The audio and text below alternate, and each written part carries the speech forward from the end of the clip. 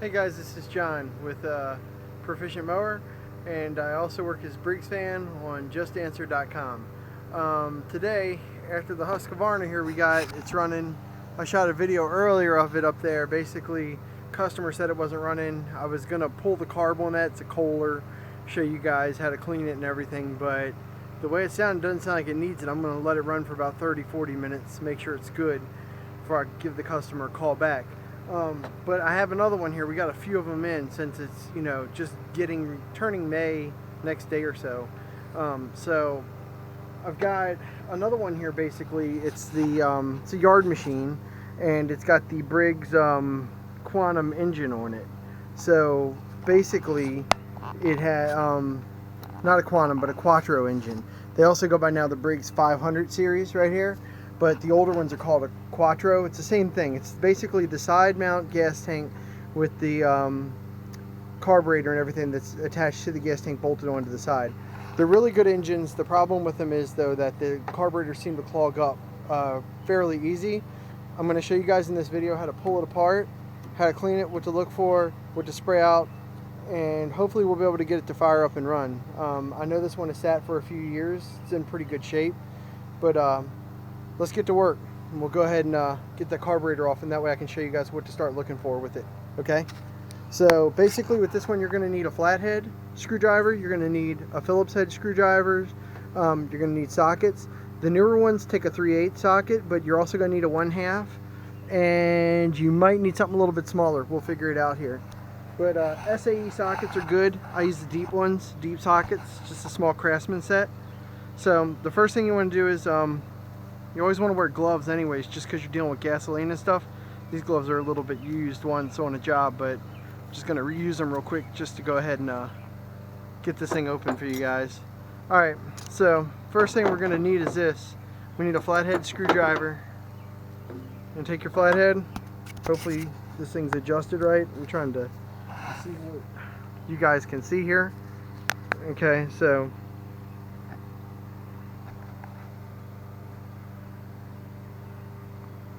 yeah, it's going to be a little high, so if I go lower, that'll work for the overhead view of it. Okay, there we go. Trying to adjust it, and I'm wearing a camera mount for my head here, but I want to give you guys a good angle on this. So you want to undo this here for your air filter. I get a lot of customers on Just Answer that have problems with these two. You undo that screw, there you go. Air filter's new. Realistically, I can already tell just by opening here and smelling in here, this gas is terrible. So let's go ahead and pull it. We're going to dump the gas, we'll check the carb out, put it all back together, see if she'll fire up. So this is a 1/2 inch right here, 1/2 inch deep socket on here. You're going to undo this bolt here, just go ahead and break it loose.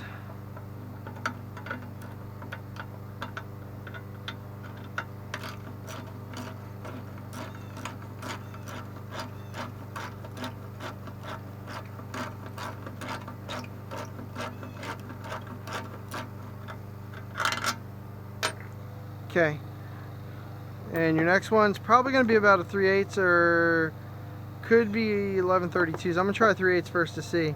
It's right here. It's a small bolt located right there, and it is a 3/8. Yep. So put that on. You crank that one loose off of here.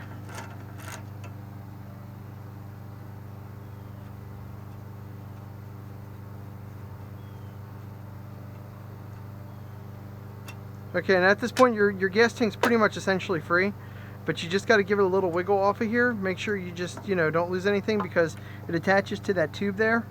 Goes back to like the crankcase and everything. And then you just want to undo your one linkage right here by, holding it, lifting up, and turning, and it comes right off. Now your gas tank's essentially free. This gas is really old. So what we're going to do is I'm going to use it as some weed killer here since it's not going to hurt anything. Just go ahead and put it on some weeds or vines that are kind of taking over. So I'll just, put a little bit right here. I put it on a lot of the plants and weeds that I don't want growing up in the gravel driveway. So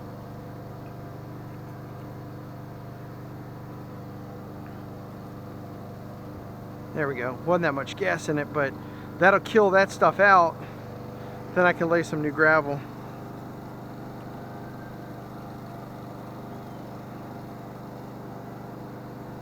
There we go. Alright, so you're going to have 1, 2, 3, 4, 5 Phillips heads to take out right here. If you can see them. 1, 2, 3, 4, 5. So take your Phillips, undo them.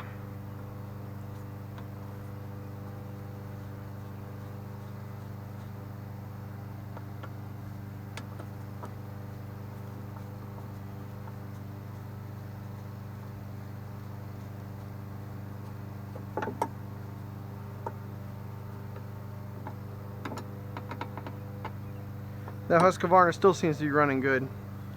I don't know why it wouldn't run for the customer, but it seems to be fired up and running good. I think I'm going to cut my neighbor's grass and my grass after this with it, just to make sure. Do a little test run with it before I give them a call. Good, good, good, good, good. And let's do this one. Alright. So after you undo all 5 of these, see how I'm getting them all? I just want to make sure that this camera is getting a good angle. A few weeks ago, I'm not really used to all this yet, but like with the camera angles, but I was shooting and I shot basically, see, all 5 of them. Basically, I shot a whole video removing, I forget what I was working on. I was working on some lawnmower or something because I'm trying to add more videos and, you know, helpful videos for stuff for people, but I shot a whole video of doing something, and it was like 3 different good videos, and then I come inside to edit, like just take a look at them before I post them, and all of them were out of camera range. Like you couldn't see anything, so it was virtually a wasted effort. So I'm trying to make sure from here out I got a good camera angle.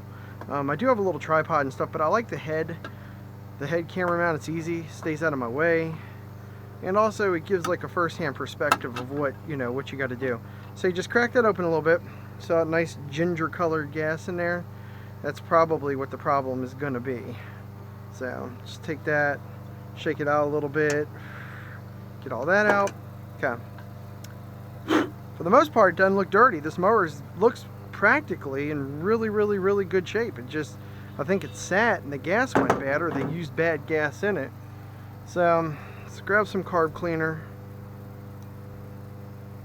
Okay. Now when I clean these up, go ahead and knock all your little screws out of there, all 5 of them. Now if you ever have to rebuild one of these, here's the thing. You got to take these off here. It's this here, and it's a gasket, it's a solid gasket and a diaphragm. Now when you put it back together, this gasket's good. I'm going to be able to reuse it, and I'll show you why. But if you ever put it back together, you always put the diaphragm down first and then the solid gasket. Take this off as well. These seem to gunk up a lot. I'm not a big fan of those little things there. So, okay, what I do is this. I put your straw in the hole right here. There's the center hole. Spray. Make sure it can come out. And it is. I can feel it shooting my hand, but just to show you what we're looking for. See it? Okay, ready? I'm gonna spray, shoot. See it? See it shooting out? It's good, you know it's open. This one here, just give a little spray, make sure it's good. You got another jet right in there, that silver jet. You want to spray that one out as well. See? See it shooting out? There you go. So we know it's open. A lot of times what happens is when these things start running, this type of engine, when it starts running and it's hunting, and it'll run and rev. When it does that, it's this hole here that's clogged up a lot of times. And a lot of times the culprit is this will start just catching, like bad gas will start gunking up on that and debris and stuff. So what happens is then it will just start revving, you know. Spray this out real good. A lot of times I just can these, but this one's so new, I'll put it back on for now, but okay. So that's done too. So slip that back on. That one's good. You also have the ports here you can spray out, and here you can spray out if you want. So you just, you know, put this in here and it should spray out of this tube. See? So we know that's good. That one doesn't shoot out. Clean all that off. You always need to have the black washer in here and the little plastic piece. Sometimes when you pull these off, it'll pop off and stay on there. Just make sure you put it all back together before you put it back on. Okay, so this is clean. All right, so now if you were rebuilding this, you would have two pieces to these gaskets. You would have the diaphragm and the actual, like the gasket itself. The gasket is solid. You can see where all this is cut out on the diaphragm.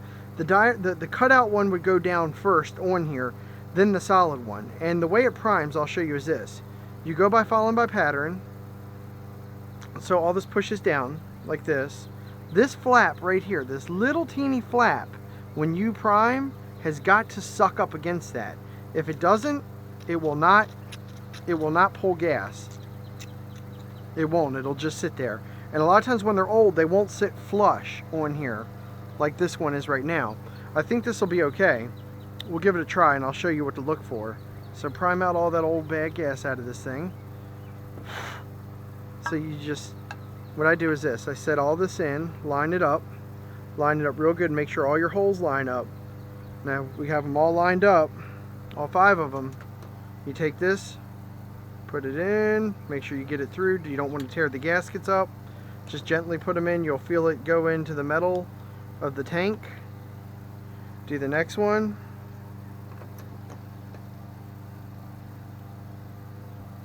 Do the next one.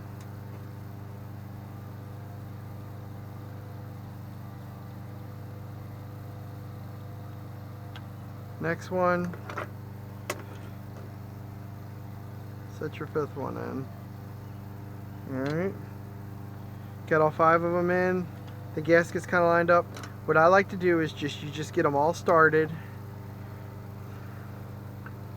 So just get that one nice and started. You don't want to tighten it down yet. You just want to get it in. Okay, it's starting to snug a little bit. I go to opposite side. Get this one. Just a little bit. You don't want to over tighten these yet because you want to try to get it even tight on them. Alright, so that one's starting to snug up a little bit. So then we'll go over to this one here. I hit the 4 corners first, then the 5th one.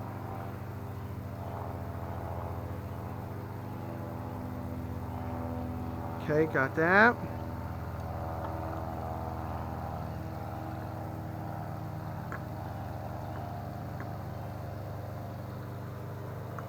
Got that.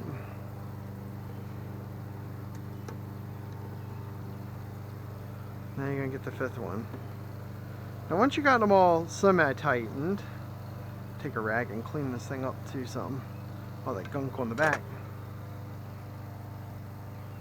Shake your rag out, get your dirt off of it, swipe this up, just some old junk grass stuff. There we go. Now once you got them all semi-tightened, now you can go ahead and tighten them up. I try to alternate between every other one or whatever.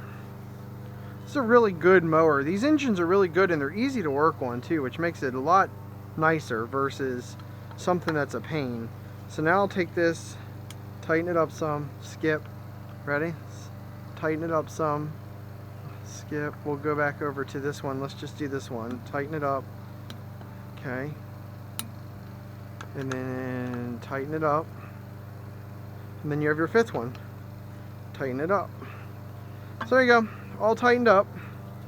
Now what we're going to do is we're going to reinstall it. Shaking out everything. If you want to, you can spray this in here a little bit just to get rid of any gunk that's in there. It's really essentially not going to hurt anything. Spray it out real good. There we go. So that's good. Alright, now you have this, it's got to go in there, and you have that, this got to go there. But before you do either, you want to line your linkages back up. You got the big hole right there, that's what that one goes to. This does not have another, some setups, if you notice here, there's a big hole and a small hole. On other setups, the spring would run to this to pull it. It just depends on what model it is. Briggs does these differently, but this one you only have the one single rod, so it goes into the big hole. You put that back in.